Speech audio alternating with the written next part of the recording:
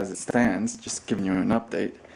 I'm still working on the latch modification, finishing it up. I'm waiting on a washer pump, a new one. I decided to replace it since in this area here, well, it's going to be tricky to get to it if ever I needed to change anything. To get to this area, I'd have to remove the fender.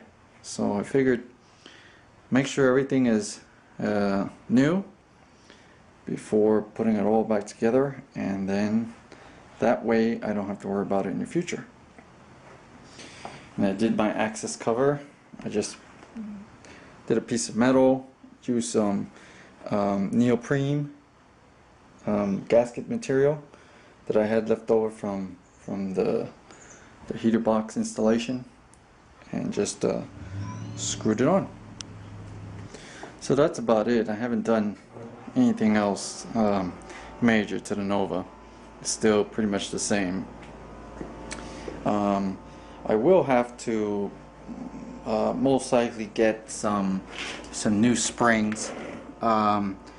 These springs, these are the small block springs, and what's happening is with all the weight of the big block that's in this car, it drops a lot, and the bump stop actually come within about an inch, 3/4 to an inch away from the actual bump stop of the subframe.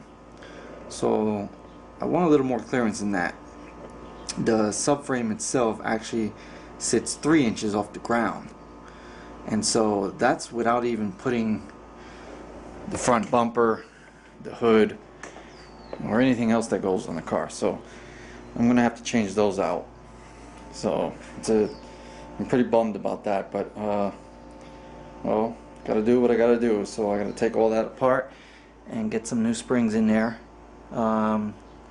These are small block springs, but they're lowered 1.5 inches. So I'm gonna get the big block version, and that's also lowered 1.5 inches, and hopefully that'll give me an inch more of clearance. If I had the subframe 4 inches off the ground, I'd be happier than 3 inches off the ground. I still want the wheel tuck look. Of course, the car is raised, so you really can't see it, but I still want that look. But I think I'm going to have to go with the big block springs, because this car is going to be a driver, and if I'm going to be driving it on the street, streets aren't exactly perfect, and I don't want to be bottoming out with every dip. So that's where the car stands at the moment. Not much done. Still doing the latch thing, but I can't put the car back together until I get that washer pump. So that's what I got going on with the Nova. Now on the Talon, I've actually been asked on the engine on this car if this was going to be a driver, because of the amount of detail I did with the engine. There was a comment that was made on one of my videos that it must be really difficult to keep an engine this detailed clean. And I responded that my Talon has nearly the same level of detail, and it's not that hard to clean. And so I'm going to show you the Talon now, so that you can see how clean and the amount of detail I put into the Talon engine. Here's the Talon, and it's not that clean on the outside. It's a little dusty, so I had to give it a wash. But I'm going to open up the hood so you can see the level of detail I have on the Talon engine. Let's open up the door.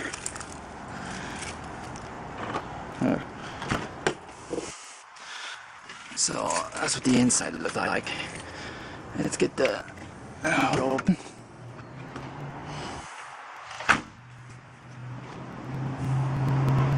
And bear with me. I'm going to put the camera down.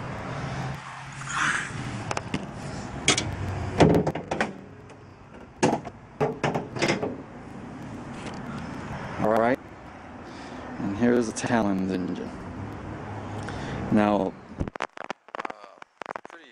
as you can see, the amount of detail I put it into the engine, it's not that hard to maintain. A lot of the parts, as you can see, they're aluminum. I polished them myself, including the turbocharger there. It's all polished. Even the intake manifold is polished. A lot of custom work was put into this engine over the years, and this engine has some serious balls. But as you can see, it's pretty clean. I do maintain it. I give it a cleaning maybe once every 6 months or so. But it doesn't take much to keep the engine clean. I mean, if I don't live in a dusty area either. But there's the detail on this engine, so that you have an idea.